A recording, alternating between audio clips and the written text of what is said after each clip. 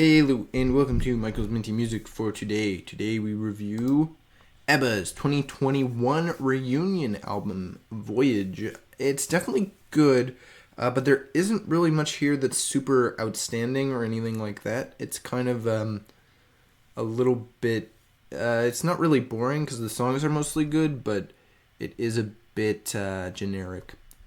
This is the track listing. And these are the tracks I added to my playlist. 6 out of 10, just 1 over half. This album is good, and it has a decent sound, but it's really just a throwback reunion album. Even though it's original, there isn't really anything here that is as good as ABBA's, 70s, 80s work. But it is, kind of the best imitation, right? The best person to do an ABBA imitation is ABBA.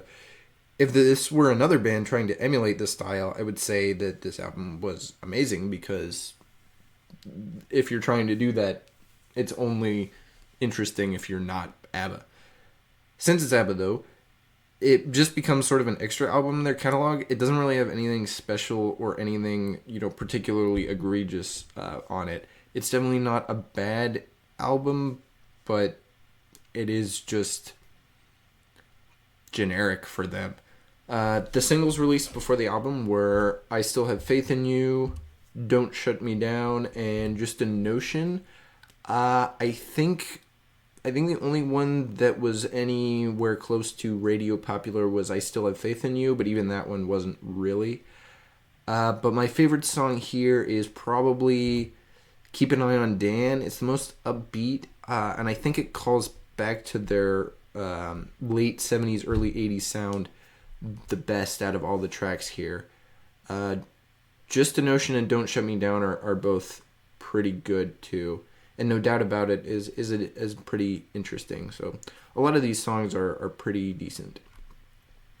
Now, I ranked this album last out of all of ABBA's albums, mostly because it just doesn't have the same album feel as their originals.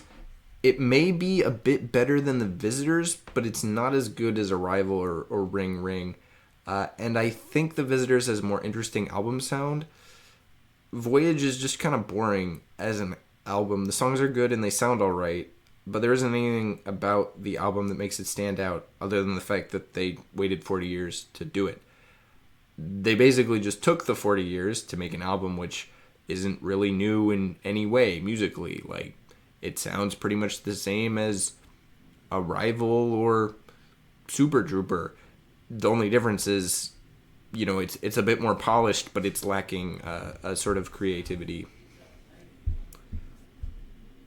Now, this album doesn't take my top spot from 2021. That goes to Imagine Dragons' Mercury Act 1, which has a more interesting sound, I feel, and is at least as good, if not better, in my opinion. So I definitely like that one more, although some people might not.